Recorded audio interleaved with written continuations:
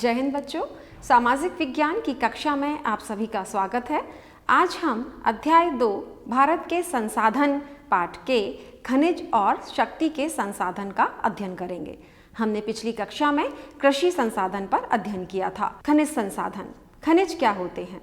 तो भूगर्भ से प्राप्त किए गए कोई भी वस्तु, कोई भी पदार्थ को खनिज कहते हैं।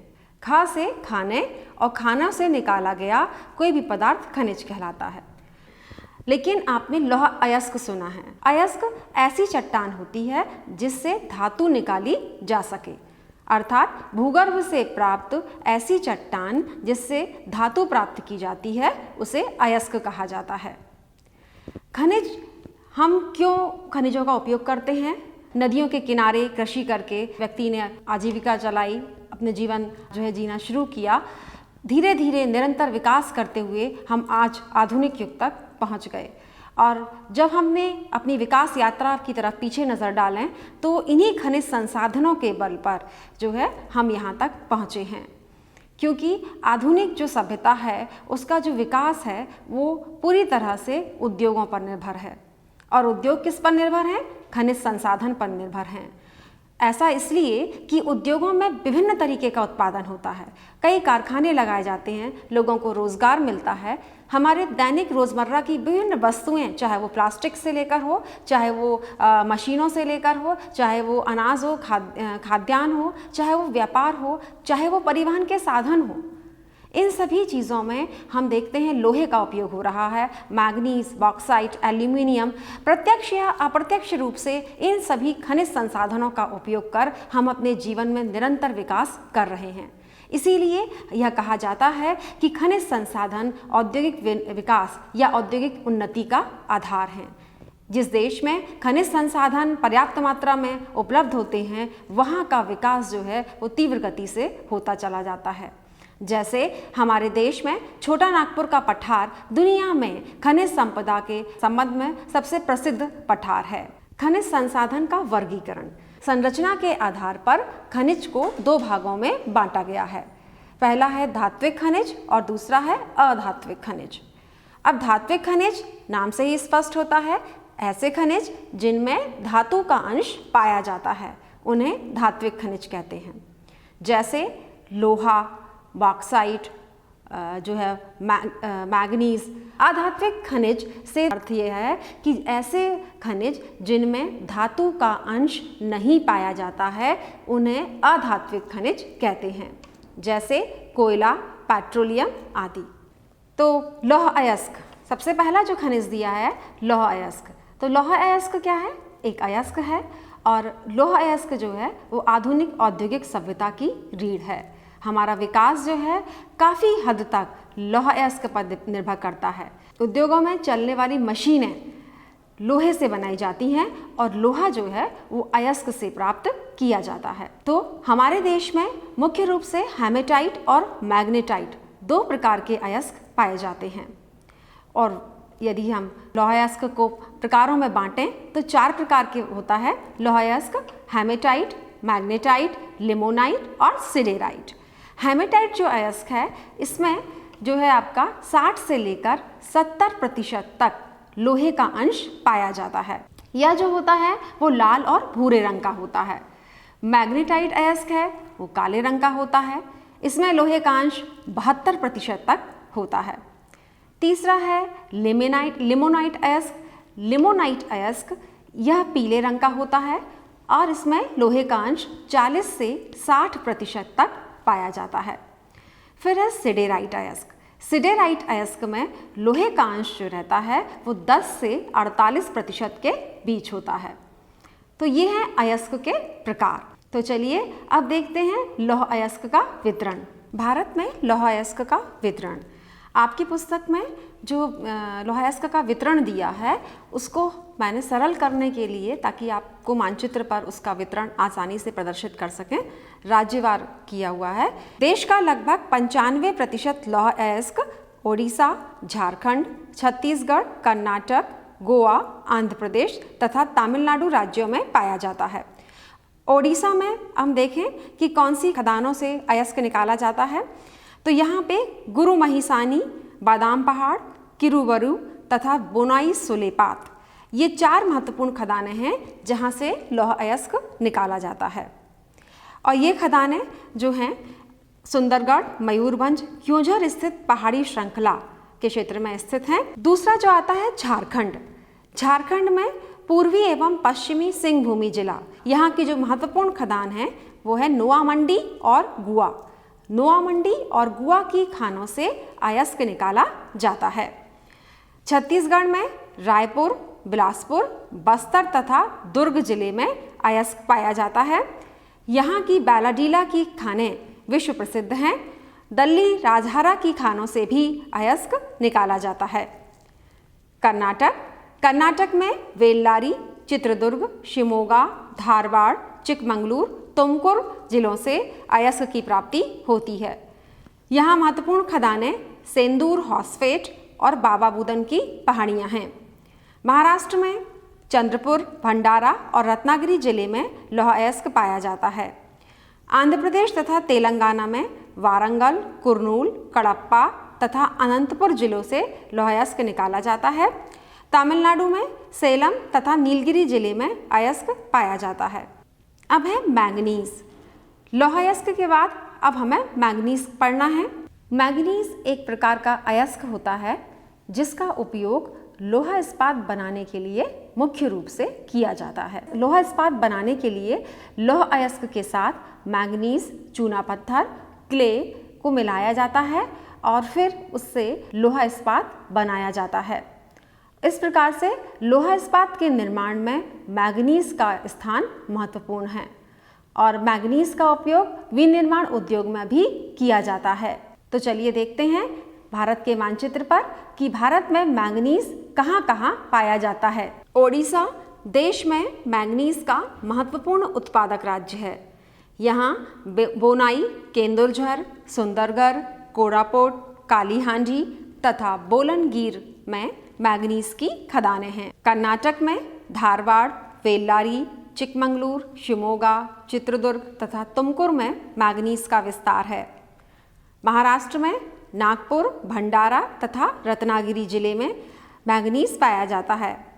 मध्य प्रदेश में बालाघाट, छिंदवाड़ा, मंडला तथा झाबुआ जिले में मैंगनीज पाया जाता है। आपको स्क्रीन पर कुछ ऐसी वस्तुएं दिखाई दे रही हैं जिनका हम रोजमर्रा में प्रत्यक्ष या अप्रत्यक्ष रूप से प्रयोग करते हैं। जैसे पाइप आपको दिखाई दे रहे हैं और एल्यूमिनियम फाइल भी आपको दिखाई दे रही है। अब ये एल्यूमिनियम फाइल एल्यूमिनियम से बनती है, तो एल्यूमिनियम आता कहाँ से है? तो चलिए आज हम बॉक्साइट के बारे में पढ़ेंगे और बॉक्साइट जो है वो एल्यूमिनियम की कच्ची धातु है। बॉक्साइट से ही एल्यूमिनियम निकाला जाता है और भारत में हम अब बॉक्साइट के वितरण को देखेंगे। ओडिशा में कालाहांडी, संबलपुर, बोलनगीर तथा कोरापुट, इन क्षेत्रों में बॉक्साइट पाया जाता है।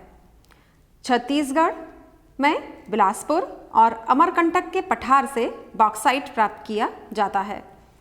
मध्य प्रदेश में कटनी, जबलपुर, बालाघाट से बॉक्साइट निकाला जाता है। महाराष्ट्र में कोलाबा, रत्नागिरी, ठाणे, पुणे और कोल्हापुर स्थानों से बॉक्साइट जो है प्राप्त किया जाता है। तांबा, आपको स्क्रीन पर कुछ बिजली के तार दिखाई दे रहे हैं। अब हम तांबे का अध्ययन करेंगे।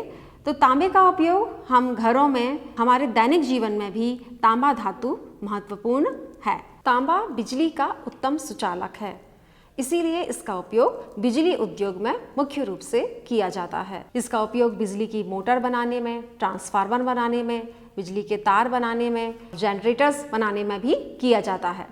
इसके साथ ही कई अन्य धातुओं के साथ मिलाकर नई जो है धातुओं का भी तांबे के साथ मिलाकर बनाया जाता है। भारत में तांबे के भंडार बहुत सीमित हैं। बहुत ही कम जगह हैं जहाँ पर तांबे पाया जाता है। जैसे मध्य प्रदेश में बालाघाट में तांबा पाया जाता है और राजस्थान में अलवर तथा झुंझुनू जिले में खेतड़ी में पाया जाता है। झारखंड में सिंहभूमि जिले, ये तीनों ही जगह तांबे की दृष्टि से महत्वपूर्ण है। अभ्रक कायांतरित शैलों से प्राप्त किया जाता है और यह परतों के रूप में होता है। इसका उपयोग घरों में लगने वाले टाइल्स बनाने के लिए भी किया जाता है। अभ्रक विद्युत का कुचालक होता है और ऊष्मा का उत्तम सुचालक होता है। ऐसे चांदी का हम देखें, चांदी सर्वाधिक सुचालक धातु है, लेकिन महंगा होने के कारण नहीं किया जाता है और धीरे धीरे अब हम एल्यूमिनियम के तारों का भी उपयोग करने लगे हैं। तो अभ्रक का उपयोग जो है बिजली उद्योग में भी किया जाता है। तो चलिए अब भारत में अभ्रक के वितरण को देखें। अभ्रक राजस्थान में पाया जाता है, जो कि अभ्रक की दृष्टि से महत्वपूर्ण स्थान है। मध्य प्रदेश में ग्वालियर, छत्तीसगढ़ के बस्तर और कर्नाटक के हासन तथा केरल के पुन्नारूर जिले में भी अभ्रक पाया जाता है। बिहार का अभ्रक अपनी सफ़ेदी के लिए विश्व प्रसिद्ध है, इसीलिए बिहार के अभ्रक को रूबी अभ्रक भी कहा जाता है। तो यह था अभ्रक का वितरण। खनिज के संसाधन के अध्ययन के बाद हम शक्ति के संसाधन का अध्ययन करेंगे। शक्ति के संसाधनों को दो भागों में बांटा गया है, ऊर्जा के परंपरागत स्रोत और ऊर्जा के गैर परंपरागत स्रोत। तो परंपरागत स्रोत में ऐसे ऊर्जा के स्रोत जिनका एक बार उपयोग होने के बाद पुनः उपयोग संभव नहीं होता है, उन्हें ऊर्जा के परंपरागत स्रोत कहा जाता है, जैसे कोयला, पेट्रोलियम, प्राकृतिक गैस। अब आता है ऊर्जा के गैर परंपरागत स्रोत।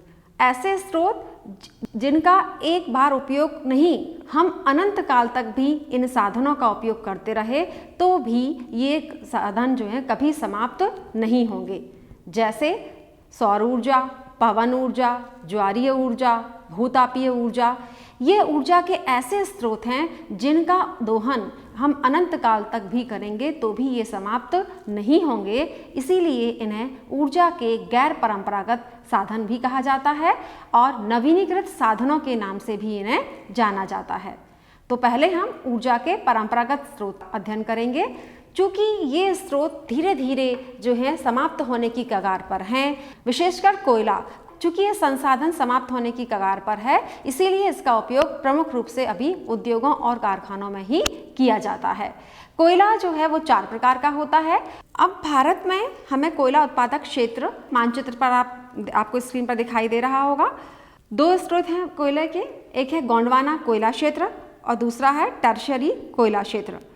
गोंडवाना कोयला क्षेत्र में देश के सर्वाधिक कोयले के भंडार हैं और कुल भंडारण का 96% जो है गोंडवाना कोयला क्षेत्र में ही पाया जाता है और यह झारखंड, पश्चिम बंगाल, उड़ीसा, छत्तीसगढ़, मध्य प्रदेश, तेलंगाना और महाराष्ट्र के कोयला क्षेत्र में आता है और यहाँ पर मुख्य रूप से बिटुमिनस कोयला मिलता है।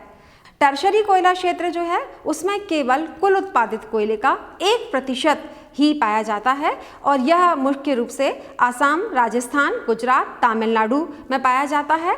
यहाँ पर लिग्नाइट प्रकार का कोयला पाया जाता है। पेट्रोलियम या खनिज तेल। खनिज तेल भूगर्भ में अवसादी शैलों से निकाला जाता है। भारत में मुख्य रूप से असम का डिगबोई क्षेत्र और मुंबई हाई तेल क्षेत्र महत्वपूर्ण है। अब हम पेट्रोलियम का उपयोग कहाँ कहाँ करते हैं, क्यों इतना महत्वपूर्ण है और दुनिया में बहुत ही सीमित जगह पर पेट्रोलियम या खनिज तेल पाया जाता है। तो खनिज तेल का उपयोग हम कई जगह पे करते हैं, जैसे आप ठंड में देखते होंगे हम वैसलीन पेट्रोलियम जेली का यूज़ करते हैं, उसमें पेट्रोलियम का अंश होता है। रासायनिक जो उद्योगों में पेट्रोलियम बनाए का उपयोग होता है, रबर उद्योगों में पेट्रोलियम का उपयोग होता है, कॉस्मेटिक्स में हम जो है पेट्रोलियम का उपयोग करते हैं। इस तरीके से विभिन्न उद्योगों में पेट्रोलियम का कहीं ना कहीं किसी न किसी रूप में उपयोग किया जाता है। इसीलिए आधुनिक युग में इसका उपयोग बढ़ने के साथ साथ यह महत्वपूर्ण होता गया है। हालांकि यह एक समय के बाद समाप्त होने वाला संसाधन है, इसीलिए इसके बाद हम और भी अधिक जो नए ऊर्जा के स्रोत ढूंढते जा रहे हैं और उन पर जो है कार्य करते जा रहे हैं, क्योंकि यह एक जो है निरंतर हमारे साथ नहीं रहेगा, क्योंकि जिस हिसाब से हम इसका दोहन कर रहे हैं विभिन्न उद्योगों में, उस हिसाब से यह निश्चित ही एक दिन समाप्त होने वाला संसाधन है। तो चलिए अब ऊर्जा के नवीनीकृत स्रोत की तरफ चलते हैं और देखते हैं कि ये स्रोत हमारे लिए कितने महत्वपूर्ण हैं। पहला है इसमें सौर ऊर्जा। सौर ऊर्जा से आप अपरिचित नहीं हैं। हमारे जीवन, हमारे उत्पत्ति का आधार ही सूर्य है और इसी सूर्य से प्राप्त ऊर्जा का हम उपयोग जो है आने वाले समय में बहुत ही तीव्रता से कर रहे हैं। आपने अपने घर के आसपास सोलर पैनल लगे देखे होंगे, या हो सकता है कि आपके घर पर भी आप सोलर कुकर का उपयोग करते हो। तो इन सोलर पैनल या इन सोलर कुकर से हम कैसे ऊर्जा की प्राप्ति कर सकते हैं? तो इन चीज़ों में एक सिलिकॉन जो है प्लेट या सिलिकॉन के वायर लगे होते हैं, जिससे वो संबंधित पाइप को या जो भी उनके पास सामान होता है वो आपस, जैसे पानी आप ले लें, यदि आप सोलर पैनल से पानी गर्म हो रहा है तो उस पाइप के आसपास, चूँकि पाइप गर्म हो जाता है तो उसके आसपास जो भी चीज़ें रहेंगी वो भी गर्म होंगी। तो इस तरीके से सिलिकॉन के वायर या सिलिकॉन के प्लेट के माध्यम से हम सौर ऊर्जा का उपयोग कर सकते हैं। अब आगे आता है पवन ऊर्जा। नाम से ही स्पष्ट है, पवन से प्राप्त ऊर्जा। तो पवन से ऊर्जा, जो पवन से प्राप्त जो गतिज जो ऊर्जा है उसको विद्युत ऊर्जा में बदलने का काम जो है पवन ऊर्जा के अंतर्गत किया जाता है, और यह कार्य टरबाइन के द्वारा किया जाता है। उन क्षेत्रों में पवन चक्कियाँ जो है लगाई जाती हैं जहाँ तीव्र गति से जो है हवा चलती है। अब टरबाइन क्या होता है? टरबाइन आपने जो कुछ लोग जानते होंगे, कुछ बच्चे गांव के होंगे तो उन्हें देखा होगा, गांव के पास, गांव में जो कुआं होता है, उन गांव के कुएं में एक रेहट जो एक बीच में लगा रहता है, रेहट में यदि वो जो गोल चक्री रहती है उस पर यदि आप पानी डालें तो वो चक्री घूमने लगती है। इसके अंदर एक रॉड भी गया हुआ होता है, तो उससे क्या होता है, वो जो गतिज ऊर्जा है वो बदलता है। अब यहाँ पे आप इसको टरबाइन को आप उस रेहट से बहुत अच्छे से समझ सकते हैं। एक आपने कुछ समय पहले एक मूवी भी आई थी, आप लोगों ने शायद देखी हो, जिसमें एक नासा का एक वैज्ञानिक था जो राजस्थान अपने गांव में आता है, और वहाँ पर चूँकि बिजली की, उसके गांव में बिजली नहीं होती है, और उस वहाँ पे वो एक गांव में झरना होता है, उसमें वो टरबाइन के माध्यम से बिजली पैदा करता है। अब आगे जो है हम देखेंगे भूतापीय ऊर्जा। भूतापीय ऊर्जा भी एक नवीनीकृत स्रोत है ऊर्जा का, और यह भी कभी समाप्त न होने वाला संसाधन है। यदि भूमिगत जल, बारिश में जो जल रिस कर जो नीचे जाता है, चट्टानों के माध्यम से जो बहुत अधिक गहराई में पहुंचता है, और बहुत गहराई में पहुंचने पर जहां लावा खौलती अवस्था में रहता है तो तापमान अधिक होने के कारण वहां उस पानी की भाप बन जाती है, और उस भाप में इतना अधिक प्रेशर होता है कि वो एक विस्फोट के रूप में हमारे सामने आता है, जैसे ज्वालामुखी। इसको आप तरीके से समझते हैं कि यदि हम प्रेशर कुकर में चावल और पानी यदि हम पकाने के लिए रखते हैं, और यदि कुकर में पानी ज़्यादा हो जाता है, आप इस प्रयोग को करके भी देखें, पानी ज़्यादा हो जाता है तो जब सीटी होती है तो पानी और चावल, पानी तो बाहर आता ही है, प्लस उसके साथ चावल भी बाहर आ जाता है।